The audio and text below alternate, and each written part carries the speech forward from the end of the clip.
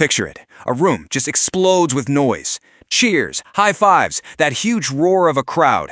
And then there's you, just sitting there, completely calm, totally untouched by the chaos. You're like this quiet island in a sea of emotion. If that question just hits you right where you live, then you're in the right place. That feeling isn't some kind of flaw, and the science behind it might actually change how you see yourself and everybody else who's glued to that screen. What's happening here is so much deeper than you think. And if you're curious about understanding these hidden parts of life, well, that's what we do here. A quick click on that subscribe button is the best way to make sure you don't miss the next piece of the puzzle. I love this quote because it really gets to the heart of the matter. That feeling of being on the outside looking in. It's not that you lack passion, not at all. It's just your passion is tuned to a totally different frequency. And it turns out there's a really powerful biological reason for that. Okay, so first things first, if you feel like an outsider on game day, it's because, well, statistically, you kinda are. Roughly 6 out of every 10 people in the US follow sports pretty closely. So yeah, that feeling of being in the minority, it's spot on. The real question, though, is what's going on in the brains of that majority? It all goes way, way back. For our earliest ancestors, belonging to a group wasn't just a hobby. It was literally how you survived. Sticking together meant you were safe from predators, you shared food, you stayed warm.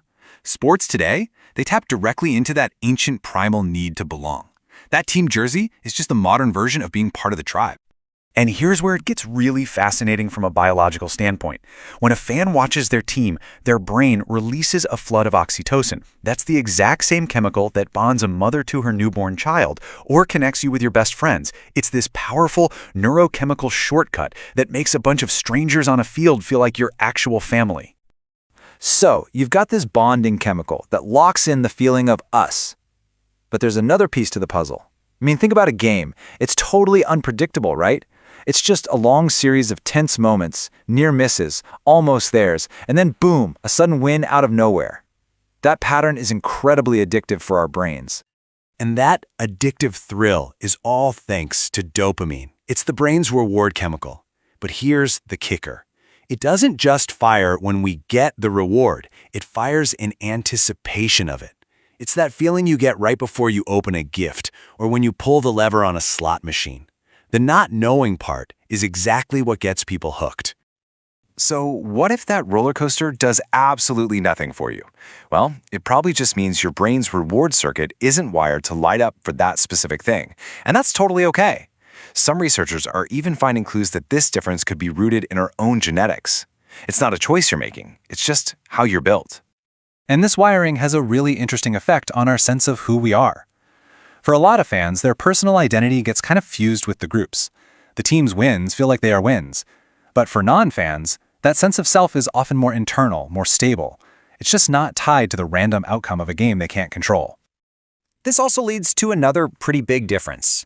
Research shows that people who aren't really into sports tend to have a lot less in-group bias.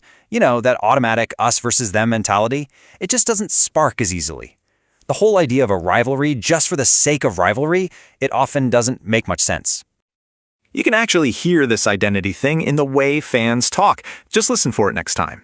After a big win, it's almost always we won. But after a tough loss, suddenly it's they lost. That tiny little change from we to they shows you just how deeply their own identity is wrapped up in how the team does. And this really is the most important point. A lack of interest in sports is not a lack of passion. It's just a reallocation of that passion. That deep human emotional energy, it has to go somewhere. So where does it go? It goes everywhere else.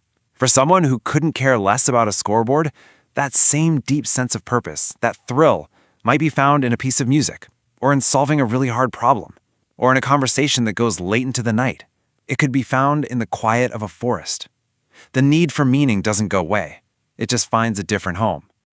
So at the end of the day, the fan watching the game and the person lost in a book, they're not so different. They are both just answering that same deep human need for a story, for a narrative that feels like it matters. They've just found different paths to get there. From the non-fan's point of view, this is often the big, logical question. Why pour so much emotion into a game played by strangers where nothing you do can change the outcome? It can feel fundamentally irrational. And for a lot of people who aren't sports fans, this is the key. Their emotional energy tends to flow into spaces where they can actually make a difference, into their relationships, their creative work, their personal projects. It's a move away from that parasocial investment in a team toward a direct, hands-on investment in their own life. Let's just let that sink in for a second. This isn't about a deficit. It's not about missing some crucial piece of the human experience. It is simply another shape of being, a different way to move through the world, to feel excitement, to find what makes your mind light up. So the next time somebody asks, "Hey, did you see the game last night?" and your honest answer is no, remember this. Your quiet is an emptiness. It's a different kind of fullness. You are completely and totally whole. If any of this felt like you were looking in a mirror, I would genuinely love to hear about it in the comments. This whole conversation is about so much more than just sports, isn't it?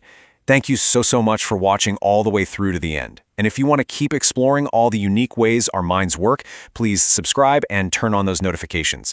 You won't want to miss what we talk about next.